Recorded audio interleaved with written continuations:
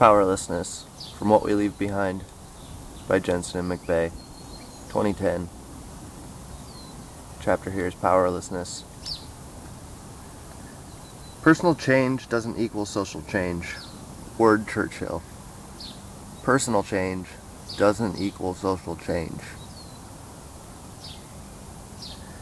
Unless you're ideologically blinkered, irredeemably selfish, or just plain stupid, it's pretty easy to recognize that every action involving the industrial economy is destructive. And because the continued existence of the industrial economy cannot be questioned, much less threatened, and because we must always be disallowed from realizing that the problem is the culture, not us, just as in any abusive situation, all people must always be disallowed from realizing that the problems are caused by the abuser and not the victims. Many of us choose to fight back by decreasing our involvement in the industrial economy, by living simply so that others may simply live. We fight back by living simply so that others may simply live. That is our form of resistance. That's our statement. So we eat less, we drive less, we do not own a car, we take shorter showers, we live more and more simply, we feel more and more pure. We're doing what we know we can control. Living simply is a good thing to do. Sadly, it in no way stops this culture from killing the planet. In no way is it sufficient response to this culture's destructiveness. In no way is it a substitute for actively and effectively resisting actions and policies that harm our and others' habitat. Living simply does nothing for the destructiveness of the autonomous others that have made it their goal, their mission, their religion, their economy, their drive. They're motivated by capitalizing on this world. Me not doing that is not going to stop them.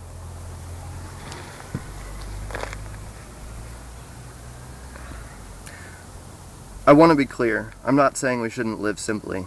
I live reasonably simply myself, but that's primarily because I only buy stuff I want, and I don't really want a lot, except I'd love to buy a lot of land to protect it, which of course would be analogous to buying individual slaves to free them, which doesn't alter the fact that I want to do it. But I don't pretend that me not buying much, or me not driving much, or me not having kids is a powerful political act, and that it's deeply revolutionary. It's not. Personal change doesn't equal social change. It's not a significant threat to those in power, nor to the system itself. Besides being ineffective at causing the sorts of changes necessary to stop this culture from killing the planet, there are at least 5 other problems with perceiving simple living as a political act, as opposed to living simply because that's what you want to do. The first is that it's fundamentally as narcissistic and as much a product of magical thinking as bearing witness or orgasms for peace, in that it substitutes private personal actions that accomplish very little in the real world and a whole lot of wishing. But if everybody lives simply, they say, to which we can respond, if we're going to fantasize about everybody doing something, let's fantasize about them demolishing the oil infrastructure to slow carbon emissions for organized or solo resistance. Once again, I'm not dissing simple living. This book started with me shitting in the forest because it makes food for slugs, but it's not going to trumpet that act as particularly political, although it does help those particular slugs and the frogs who eat them. It's not going to slow global warming or stop plastics from being dumped in the ocean. Ultimately, it won't even help these slugs and frog communities, because unless the industrial economy is stopped, global warming and global poisoning will kill them. The second is that it's predicated on the flawed notion that humans inevitably harm their land base, in that it consists solely of harm reduction. The world is still a worse place than had you never been born, only this time it's not quite as bad as it would have been had you not been so pure. But humans can help the earth as well as harm it, and simply living as a political act ignores this. There are other things we can do as well. We can rehabilitate streams. We can get rid of noxious invasives. We can remove dams. We can shut down gold mines that are poisoning water sources. We can destroy the industrial economy that is destroying the real physical world. The third problem is that it incorrectly assigns blame to the individual, and most especially to individuals who have no particular power in this system except their ability to consume. Think, vote with your dollars. I don't want any dollars. I didn't want to buy them from the Federal Reserve in the first place. Thank you very much. I was too young to vote when that happened.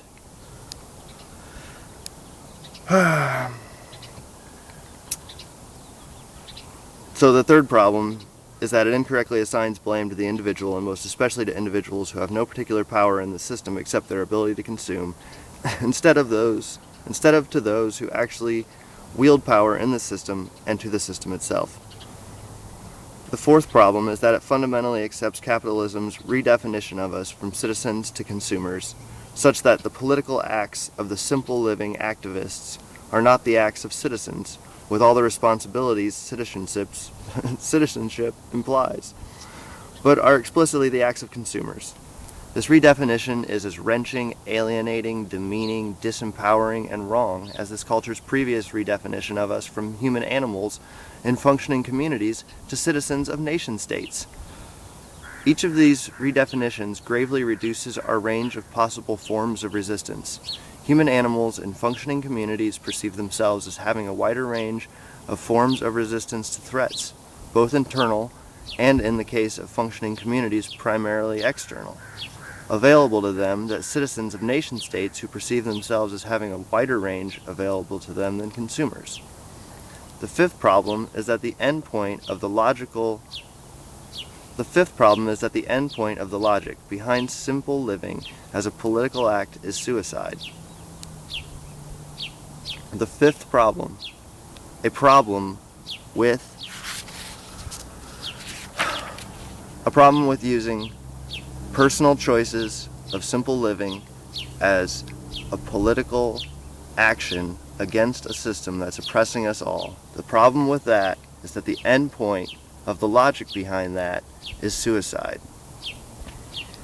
If every act within an industrial economy is destructive, and if we want to stop this destruction, and if we are unwilling or unable to question, much less destroy, the intellectual, moral, economic, and at least, as importantly, physical infrastructures that cause every act within an industrial economy to be destructive, then we can easily come to believe that we will cause the least destruction possible if we are dead.